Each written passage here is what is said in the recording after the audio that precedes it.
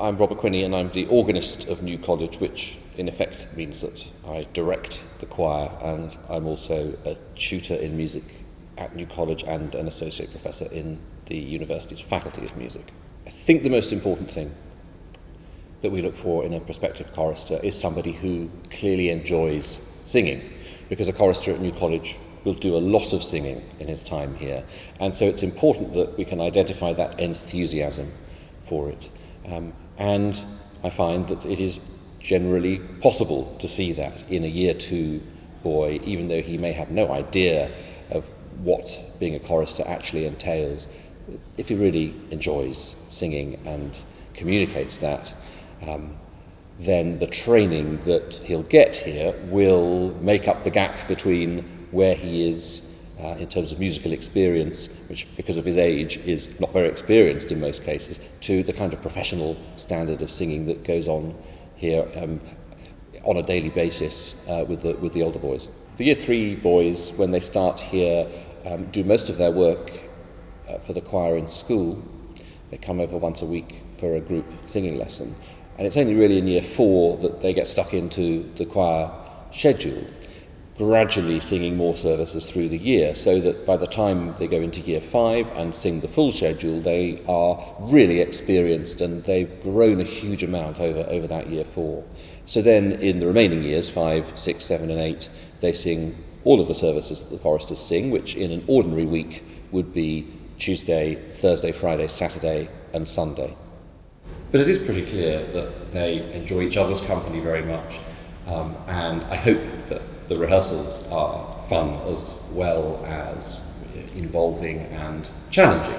But I think it's that reward that you get from meeting challenges that we're doing on a daily basis. So the challenge is, we've got Evensong today, we've learned some of the music but perhaps not all of it, and we're going to always look for an improvement in everything that we're doing. And those small challenges and rewards that we experience on a daily basis, I think that really does make it all very enjoyable. Yeah? Crotchet, oblong. Right, once more. Cool little accents, even though it's piano, really sharp. Okay, once more, same place. 3 and 4 and...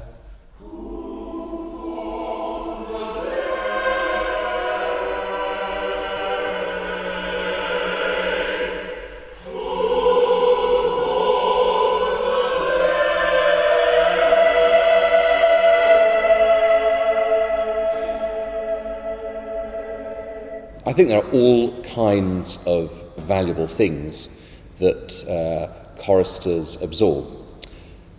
Obviously there's the musical stuff. They're performing, they have literally flowing through them great music from the last at least 500 years, even further back, and new pieces that are written just for them, and the experience of making a recording, actually making something permanent, and as well as those musical things, there are the skills of organisation and focus, and also just the sheer enjoyment of working in a team, of supporting everybody else. And I do think this is a very supportive choir, that the boys really celebrate each other's successes.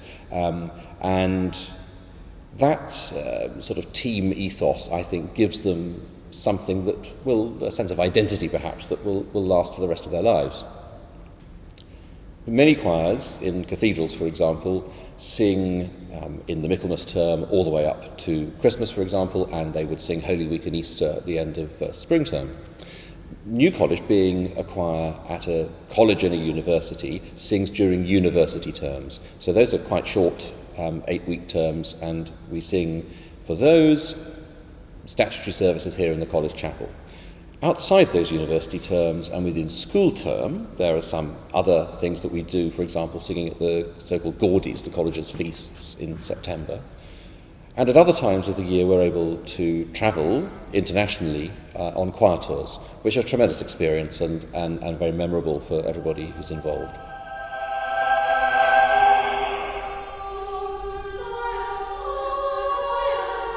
You learn in a variety of ways. So things are more challenging the older they get, the more responsibility they take for things. But that is the same as learning in school, I think, and just growing up. So the chorister training follows that sort of line. They learn a huge amount from each other, and just experientially, just by doing it, by listening to the older boys. A younger boy will hear how a piece is supposed to sound, even if his reading of the music is not absolutely perfect. So it's a kind of blended approach, and I really think they do learn vastly from each other. We're back in person now, spaced out, and we hope to be back to what we think of as normal very soon, and that is quite a full schedule of singing. But we're quite unusual, perhaps even unique among choirs of our kind, in that we don't sing on a Sunday morning. So many of our choristers are in sports teams who have matches on Sunday mornings, and generally the way that the chorister timetable works in school and outside school, I think enables them to do quite a wide range of things.